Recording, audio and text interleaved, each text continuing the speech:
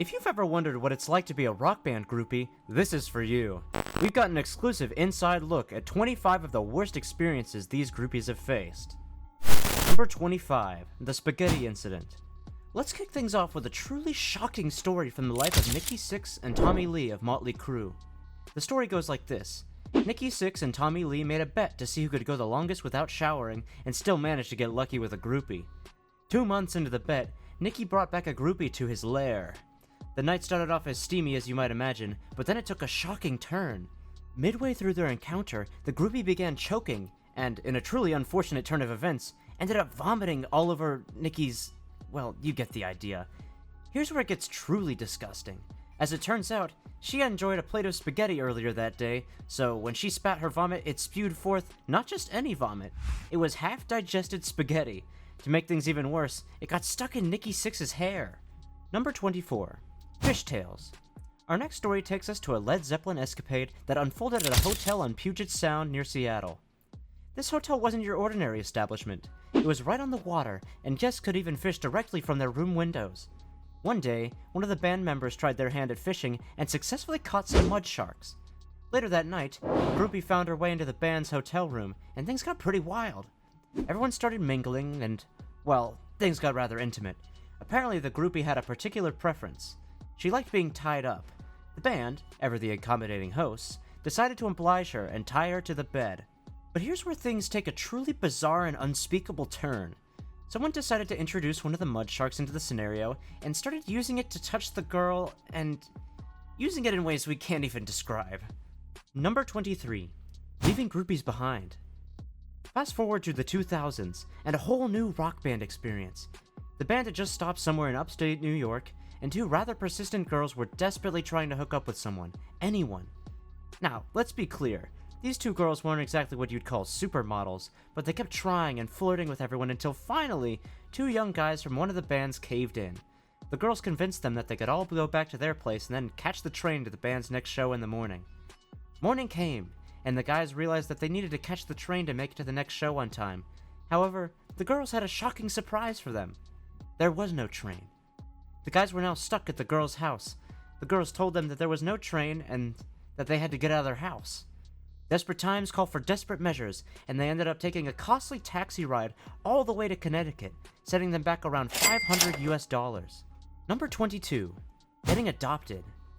Julia Holcomb revealed every detail about her relationship with Aerosmith frontman Steven Tyler, and revealed that it all started when she was only 16 and Steven Tyler was 25. And the two met backstage at a concert in Portland, Oregon in November 1973. Their relationship instantly started when Tyler had a huge interest in Julia, and the two went to Boston soon after the concert. For whatever reason, Steven Tyler then convinced Holcomb's mother and got her to sign over guardianship to him, and from then on, Tyler was officially the 16-year-old's guardian. While being in a relationship with an underage girl who was officially your stepdaughter isn't peculiar enough, Aerosmith's frontman spoke of his desire to have a child within a few months of being in a live-in relationship. Only after a year, Julia Holcomb got pregnant and felt that there was something wrong with their relationship for the first time, and opened up about how she felt betrayed after Tyler said he would not marry her despite impregnating her. Number 21. Cheating makes you think. In the spring of 1987, Guns N' Roses was recording Rocket Queen, a charming little ditty about doing the nasty. 19-year-old Adriana Smith was dating drummer Steven Adler, but he had recently cheated on her. For revenge, she decided to get drunk and sleep with Axl Rose. And to add insult to injury, they decided to record the audio and use it as a sample on the track. You can hear Smith's contributions around 2 minutes and 30 seconds on the track. Axl, ever the perfectionist, even had some notes for Adriana about her vocal performance, telling her, "Come on, Adriana, make it real, stop faking." Smith later admitted that she came to regret the stunt. Number 20. Robbing groupies. Even Guns N' Roses' pad developed a reputation. Former rhythm guitarist Izzy Stradlin recalls the debauchery the band got up to in the summer of 1985. While they were crashing at a spot called the Hell House, the band was so strapped for cash that they resorted to desperate measures. We sold girls. If one of the guys was seeing a girl in our sleeping loft, we'd ransack the girl's purse while he was meeting her.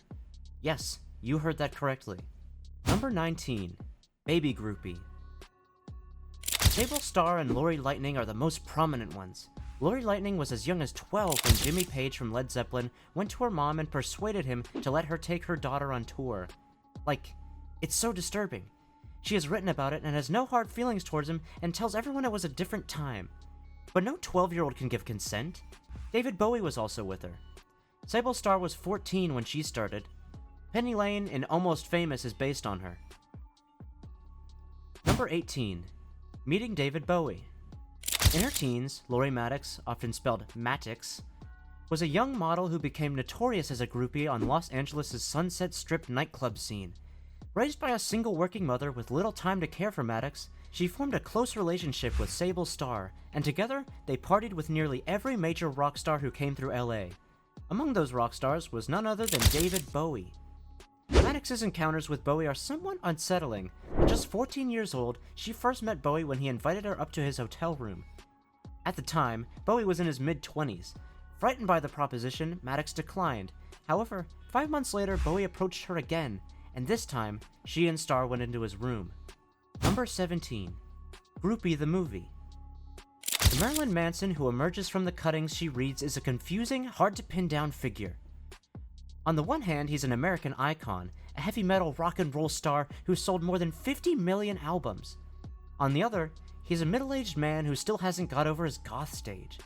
He's an interesting and intelligent commentator on America's twin obsessions of violence and celebrity.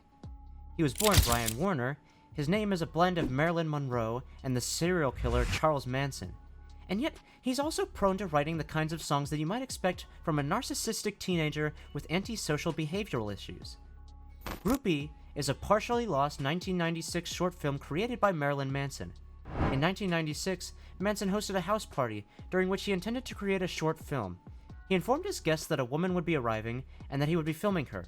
While much of the footage from Groupie is lost, a small clip is said to exist at the end of Manson's documentary, Dead to the World. Number 16. You can't always get what you want.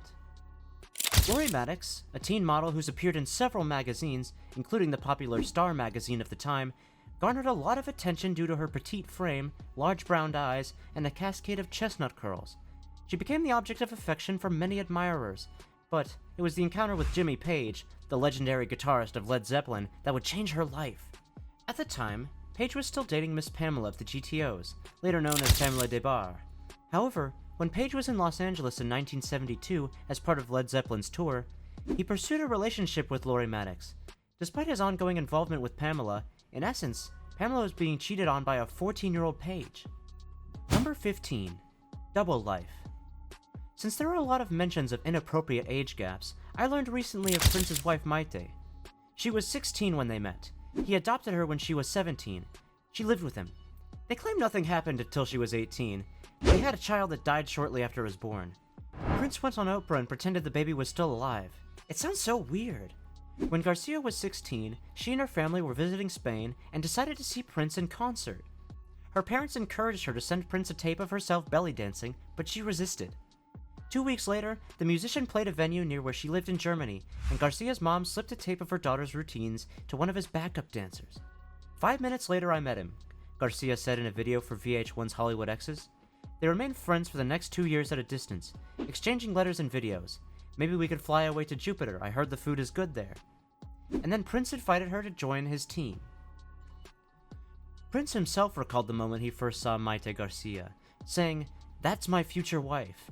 The couple ultimately wed on Valentine's Day in Minneapolis in 1996, 6 years after they first met. Their relationship took a heartbreaking turn as they faced 2 unsuccessful pregnancies, which ultimately led to their separation. Maite Garcia expressed her belief that the loss of their 2 children was a significant factor in their parting, stating, "I think he thought because we lost our 2 children, 2 babies, that I wasn't the one." Number 14. What did Jimmy Page do? In rock and roll, there are so many legendary stories, and one such tale involves Lori Maddox, who didn't just have one iconic rock star conquest, but 2. After her encounter with David Bowie at the age of 14, she soon found herself in the company of Led Zeppelin's legendary guitarist, Jimmy Page. According to Lori, her journey with Jimmy Page began with an unexpected phone call. She didn't initially believe it was him, but fate intervened when a burly man, Led Zeppelin's manager Peter Grant, told her that she had to come with him. Rouy recounted, "That night we all wound up at the Rainbow, where I got approached by Led Zeppelin's manager Peter Grant. He was like 700 pounds and scary as hell. He said, 'You're coming with me, young lady.' I wound up in a limo and didn't know where I was going, but it was the Hyatt. I felt like I was being kidnapped. I got taken into a room and there was Jimmy Page. He wore a wide-brimmed hat and held a cane. It was perfect. He mesmerized me. I fell in love instantly." Sadly, their love story had its ups and downs, and it ultimately came to an end when Rouy walked in on Jimmy Page cheating on her. However, she reflected on their relationship with no regrets, saying, "You will always be one of the great loves of my life." Number 13. Bill Wyman's marriage. The rock and roll lifestyle often blurs the lines of age and consent, and Bill Wyman, the Rolling Stones guitarist, found himself embroiled in controversy regarding his relationship with a young groupie. In 2010, former groupie Mandy Smith alleged that she started a relationship with Bill Wyman when she was just 14 years old. The two eventually got married when she was 18, but divorced only 2 years later. Today, she's a rediscovered Catholic who regrets hooking up with the rocker when she was so young. Mandy Smith has since expressed regret about their relationship, stating, "I don't think most 16-year-olds are ready. I think the age of consent should be raised to 18 at a minimum. And some girls aren't even ready then." Number 12. Elviss Presley's obsession. Elvis Presley, the king of rock and roll, had a side to him that few knew about, and it involved an obsession with young teenage girls whom he nicknamed cherries. According to the book Baby Let's Play House, Elvis had feelings of insecurity when it came to pleasing older women, which led to his peculiar behavior. Instead of pursuing older women, Elvis would invite groups of young fans to his home for sleepovers. During these late-night gatherings, he engaged in strange activities such as tickling and kissing the young girls, play fighting, and even teaching them how to put on makeup to his liking.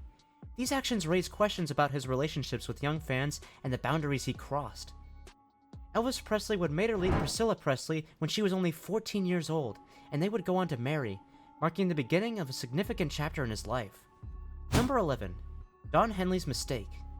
In 1980, Don Henley, a member of the iconic band Eagles, found himself in a legal debacle when he called 911 after discovering a 16-year-old girl staying at his house.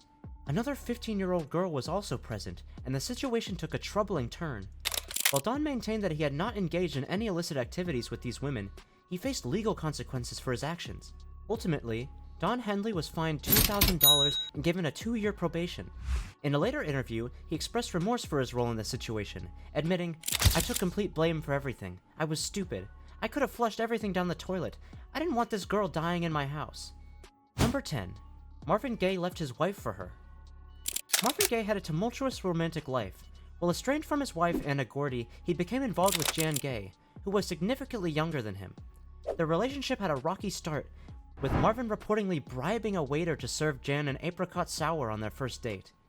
He later convinced her to drop out of school, telling her, "I can teach you everything you need to know."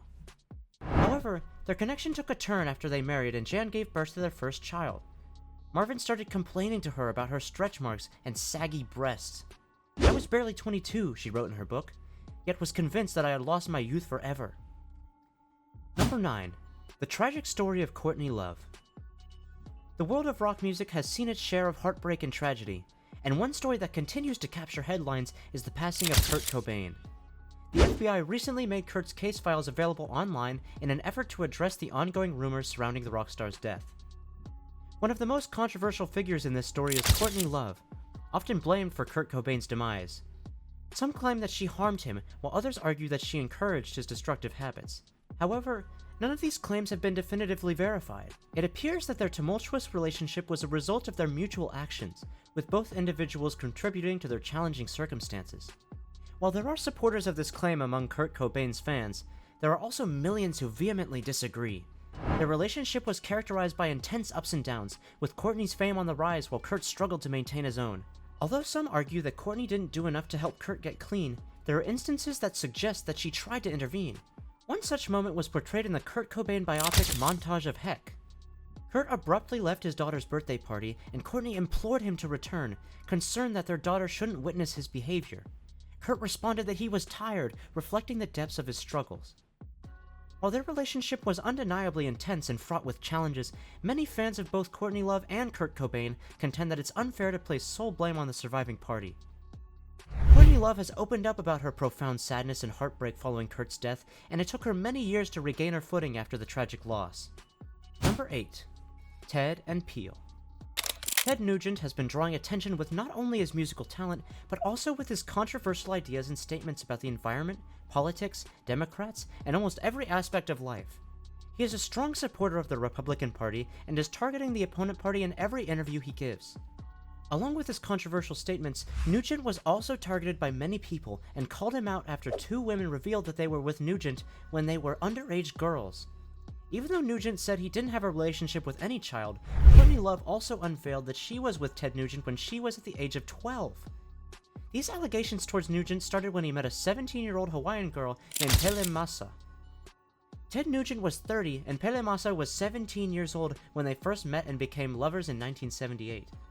According to the laws of Hawaii, the age of consent is 16, although it is 18 in the USA. The couple could legally marry in Hawaii, but also couldn't because of the age gap between them.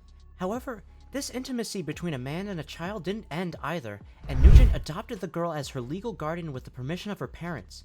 Nugent finally admitted their relationship, saying, "I got the stamp of approval from their parents because they figured it out that Ted Nugent was better than some punk in high school."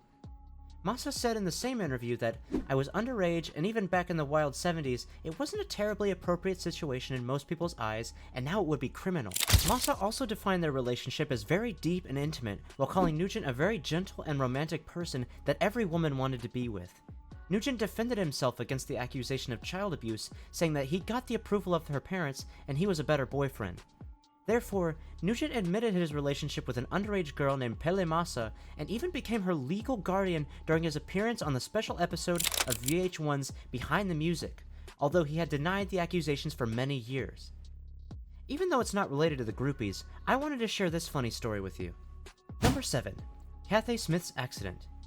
In its issue of June 29, 1982, the excitable National Enquirer splashed a story across its front page about the confession of the mystery woman who had played a key role in the death of the comedian John Belushi earlier that year. She was Cathy Smith, and although the audacious tabloid had never been known for its enthusiastic embrace of accuracy, a woman of mystery was exactly who Miss Smith was. Miss Smith had been with Mr. Belushi on March 5, 1982, the day he died of an accidental overdose in Bungalow No. 3 at the Chateau Marmont in West Hollywood. She later told the National Enquirer that she had given Mr. Belushi a speedball. The confession led to her arrest for second-degree murder. A plea bargain reduced the charge to involuntary manslaughter along with 3 drug offenses, for which she served 15 months at the California Institution for Women in Chino, California. After her release from prison, Miss Smith kept a low profile and avoided the press. A woman of contradictions, she was hard to pin down. Though hard-eyed and no sufferer of fools, among her friends she was known as a caring person with an infectious spirit. Number 6. Sweet Child of Mine. When you're inducted into the inaugural class of the Rock and Roll Hall of Fame alongside legends like Elvis, Chuck Berry, Little Richard, Buddy Holly, and Jerry Lee Lewis, you know you're musical royalty. The Everly brothers, Don and Phil, achieved this honor. However, Don Everly's legacy extends beyond the rock and roll world, as his family life played an inadvertent role in the creation of one of the most iconic ballads in rock history. Sweet Child of Mine by Guns N' Roses was penned about none other than Don Everly's daughter Erin. Born in 1965 in Los Angeles, Erin Everly, one of Don's 3 children with British-born actress Venetia Stevenson, went on to become a model and actress in commercials. In 1986, Erin crossed paths with Axl Rose at a party before Guns N' Roses skyrocketed to fame. She was just 19 years old at the time, while Axl was 24. The relationship saw Erin taking care of Axl, as she had financial stability from her family and her modeling career. Sweet Child of Mine originated from a catchy riff by guitarist Slash, with guitarist Izzy Stradlin contributing chords to shape the song. Axl Rose, who was upstairs listening in, incorporated a poem he had been working on to fit the song. To capture the right emotion for the track, Axl immersed himself in the music of Lynyrd Skynyrd, aiming for a heartfelt and genuine feel. Erin Everly, the song's muse and a working model, also appeared in the Sweet Child of Mine music video, which later became the first 1980s video to surpass 1 billion views on YouTube. Their relationship brought a sense of stability to Guns N' Roses, and the song they inspired helped both the band and its audience take the group more seriously. Axl Rose and Erin Everly wed at Cupid's Wedding Chapel in Las Vegas on April 28, 1990. Sadly, just 4 months later, Erin Everly suffered a miscarriage. This event strained her relationship, which could be sweet at times but also quite volatile. They ultimately divorced 10 months after their wedding in January 1991. The story took an even darker turn, with allegations of abuse made against Axl Rose by Aaron Everly. In March 1994, Aaron Everly sued Axl, accusing him of subjecting her to physical and emotional trauma. Axl, in turn, claimed that Aaron was equally responsible for the tumultuous relationship. Number 5. Trouble in Paradise. The subject of the lyrics in the Beatles' timeless ballad Something was none other than Pattie Boyd, the wife of George Harrison. Well, she was his wife at the time the song was released, but their love story had its share of twists and turns. Pattie Boyd first crossed paths with George Harrison in 1964 when she was cast in a role in the Beatles' debut movie, A Hard Day's Night. George, struck by her beauty, asked her out on a date the same day they met, despite her already dating photographer Eric Swain. However, she politely declined his offer. Pattie Boyd couldn't contain her excitement about the encounter, as her published diaries revealed in 2022. She wrote the day after the shoot, "George Harrison asked me out!" Clearly, there was something captivating about her that attracted not just one rock star, but two. The two musicians vying for her affection were George Harrison and his best friend and frequent musical collaborator, Eric Clapton. Eric's infatuation with Pattie reached a point of desperate obsession, inspiring him to write one of his most beloved and poignant songs, Layla, performed by Clapton's short-lived blues rock group, Derek and the Dominoes. In Layla, Eric Clapton's thinly veiled plea to convince Pattie Boyd to leave George and fall in love with him instead wasn't entirely obvious when the song was released in 1970. From the outside, George and Pattie appeared to be happily married. However, by that time, the cracks in their marriage were becoming more apparent. Out of this tumultuous period emerged a bizarre love triangle, with Pattie Boyd serving as the muse for both artists simultaneously. So when did George Harrison meet Pattie Boyd, and when were they married? When did Eric Clapton fall in love with Pattie? Were George and Pattie divorced before she fell in love and married Eric? Did it ruin George and Eric's friendship? Number 4. Nancy Spungen.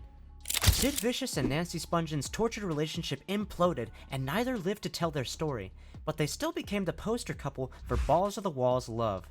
Before her untimely demise at age 20, Nancy Spungen was a pretty girl from Philadelphia who had moved to New York City a few years prior. She was widely known as a groupie and a hardcore partier in the punk music scene.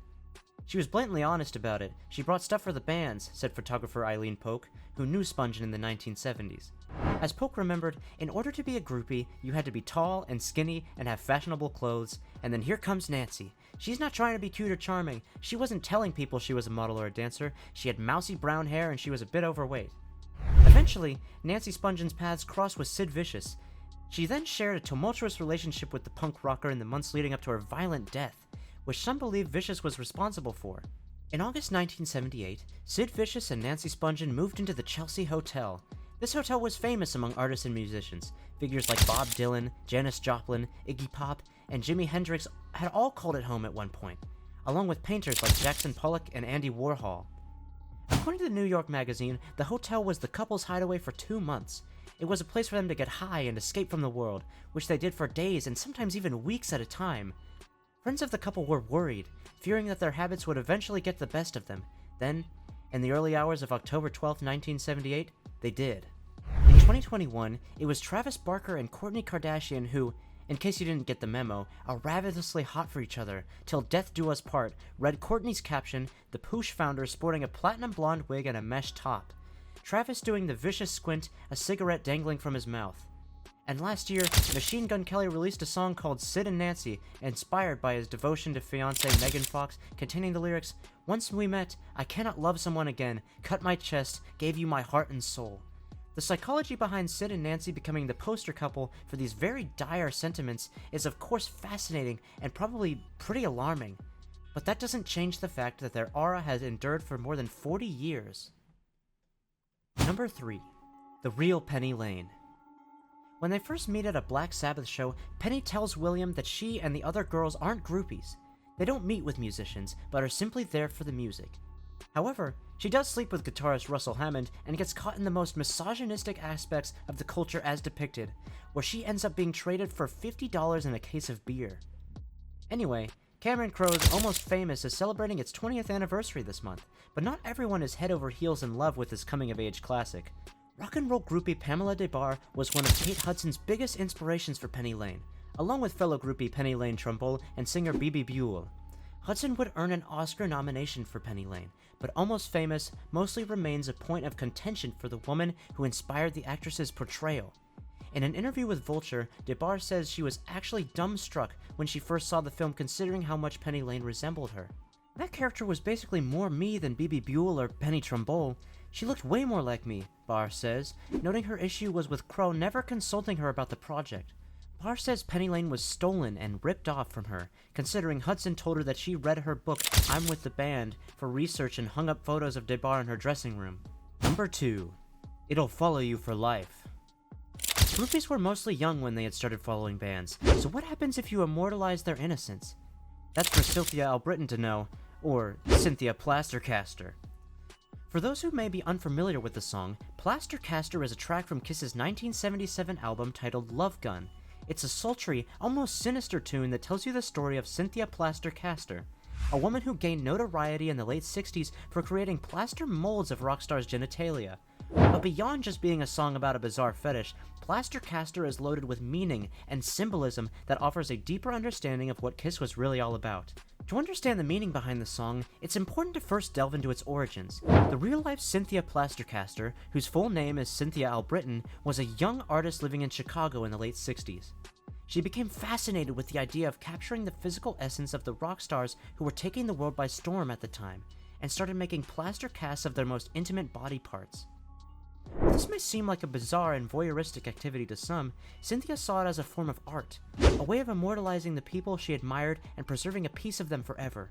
She eventually gained a reputation among the rock community. It's this unique perspective on art and desire that inspired Kiss to write Plastercaster. But beyond just being a song about intimacy, Plastercaster is rich with erotic symbolism that adds to its deeper meaning. For example, the act of creating a plaster mold of someone's genitalia can be seen as a metaphor for the way desire and lust can create a lasting imprint on someone's soul. Just as Cynthia's molds preserved a physical representation of the rock stars she admired, our desires and fantasies can leave an indelible mark on our psyche and shape who we are as individuals. Additionally, the song's title itself, Plastercaster, is evocative of the idea of building and molding something, whether that be a piece of art or a sexual encounter. In this sense, Kiss is using the concept of plaster casting to explore the ways in which we shape and mold our own desires and experiences. Number 1. Tommy Lee and Pamela Anderson. Pamela Anderson is best known for playing C.J. Parker on Baywatch, but her relationship with Motley Crue drummer Tommy Lee is almost as infamous. Anderson and the hair metal rock star had a tumultuous relationship that lasted for over a decade. The couple married 96 hours after they met, which was so surprising that Anderson's own mother told People it was heartbreaking and shocking. Allegedly, the hard-partying actress made the first move by ordering Lee a drink. The rest of their relationship followed similar patterns. The Canada native and the musician tied the knot 4 days after meeting each other in 1995.